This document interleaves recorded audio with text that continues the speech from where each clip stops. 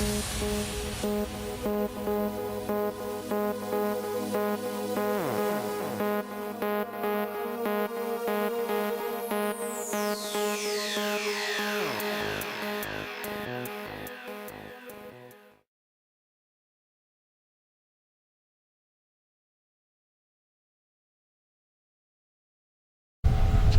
we got Andrew Karsten, also known by fighter's name AK.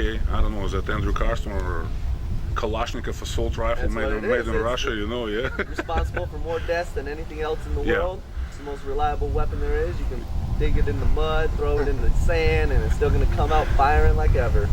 Pow, pow.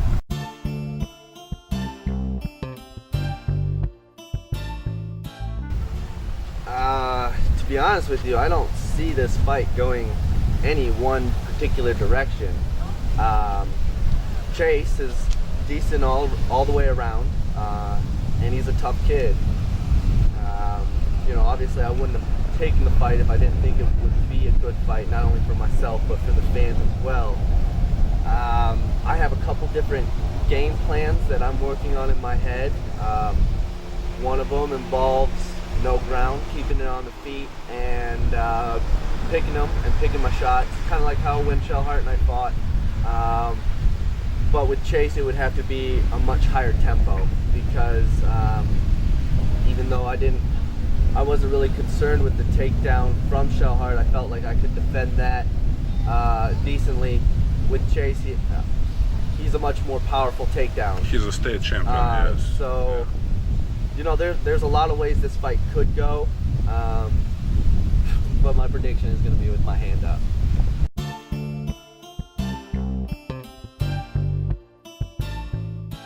You know, I really do think it's the right time.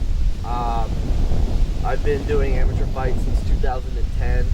I've had close to 30 amateur fights now with a winning record. So that in itself should speak for my level. And, you know, now that I'm getting a little support from people in the MMA community, now or never, you know. I've just turned 24 in June, and this is my passion, this is my dream, and it's time, you know, to give it 100%.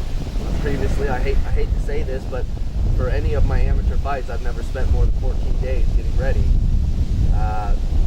This fight is different because it's real. Like I stated, this is my last amateur fight.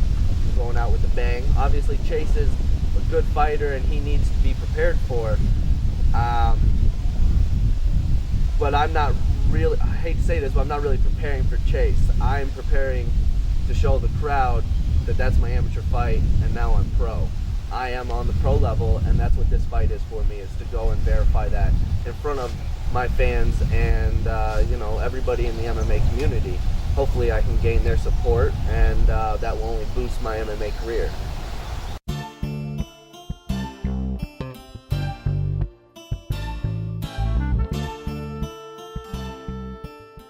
Yeah, actually it was mind-blowing. You know, for a long time I felt that I had something to offer the sport, but I never seemed to have that support, like I said, and it kind of what's the word I'm looking for? It kind of took my motivation away. But now that I have this support, you know, I'm motivated more than ever. You know, someone else telling me, you can do this, I want to see you do this. You know, it boosts your heart, your ego, your head, whatever you want to say. Like, it fills you up with pride, joy, and passion.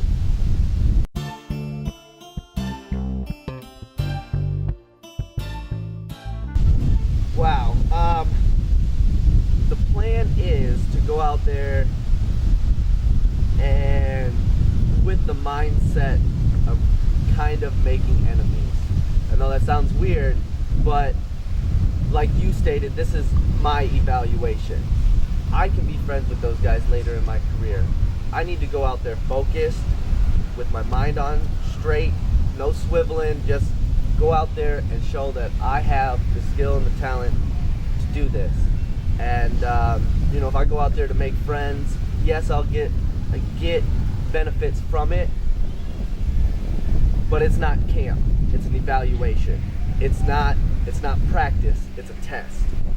I'm going there to score 100. Me, I'm a very smiley, happy person.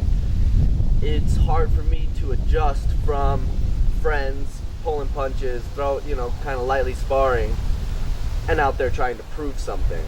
Like I said, I'm out there to prove something. So, I'm going out there for me. I'm not going out there for Frankie. Frankie has already made his career, and he's where he is because of what he does.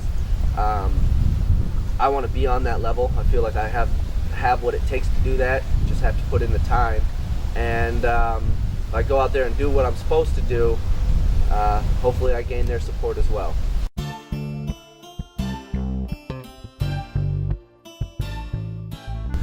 Absolutely.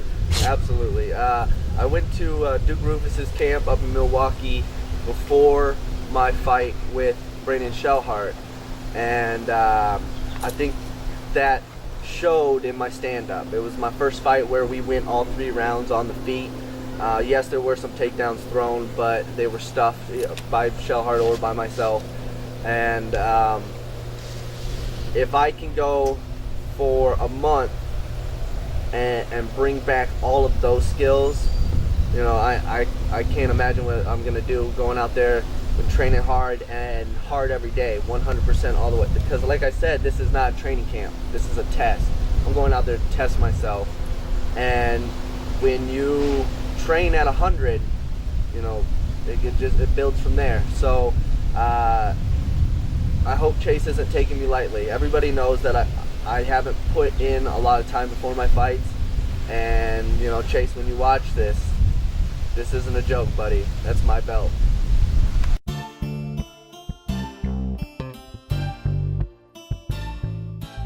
I think so. I think that is one of my fan sellers, I guess, would be the way that I like to push the pace. I'm not one for a very slow fight. Even stand up, it's exchange. Take the breath when you can, exchange. So I like to fight for 15 minutes straight, if that's what it takes. I have had, like I said, I've had almost 30 fights and not one knockout. I got tons of submissions, but not one knockout. I'm looking to change that with my last amateur fight.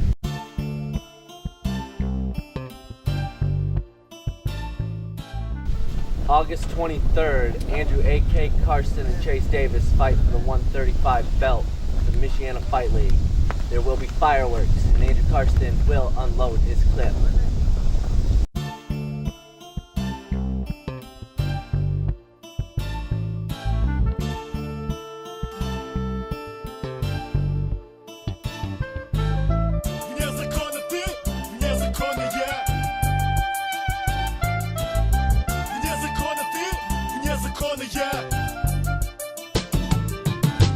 Еще одно шаг нового, что будет потом? Какие перемены день принесет в дом? Бутылка на столе теплотой согревает. Забыться ненадолго мне она помогает. Печаль в душе томится, как раненая птица. Подняться хочет ввысь, к новому она стремится.